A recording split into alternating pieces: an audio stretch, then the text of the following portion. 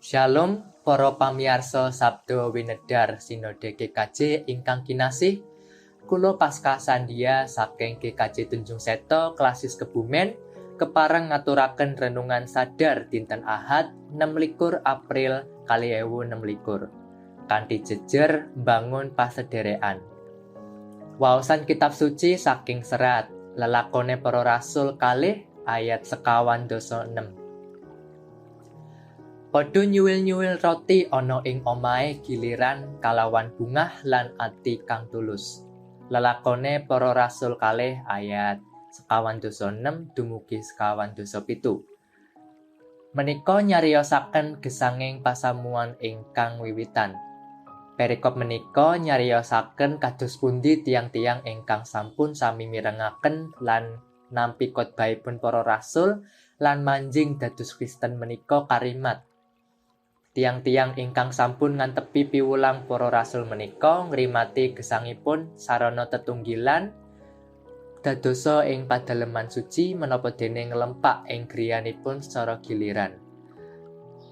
Warganing pasamuan menika sami ngrumaosi wigatosing pepanggihan srana nglempak sesarengan. Warganing pasamuan nggadhahi raos ingkang sami, inggih menika manunggal saiyek saneka praya nguri-uri gesang sesarengan.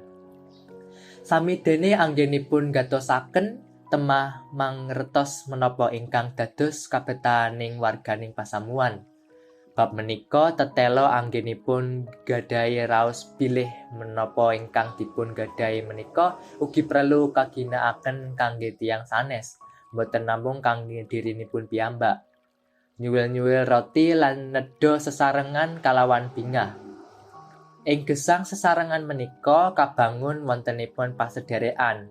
Sami dene ngatosaken kabetahan ing bab raga yaiku nedhi sesarengan, nyuwil-nyuwil roti kados dene ingkang dipun tindakaken dening Gusti Yesus, memuji asmanipun Gusti utawi spiritual lan dipun senengi dening tiyang kathah utawi sosial. Sedaya menika katindakaken kanthi bingah lan manah ingkang tulus. Kita saged gambaraken endahing kawontenan pasamuan wiwitan menika.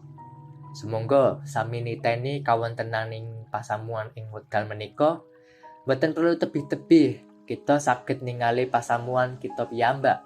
Kados pundi kawontenan pasamuan kita? Menapa wonten gesang ingkang manunggal saiyek sami dene nggatosaken ing sadengah kawontenan dalasan kabetahanipun dipun remeni masyarakat ing sakiwatengan kita kados raga, sosial, ekonomi, spiritual. Menawi sampun, kados pundi anggen kita badhe ngindakaken? Menawi dereng, menapa ingkang kedah kita tindakaken? Roh Suci mesti mitulungi kita. Amin.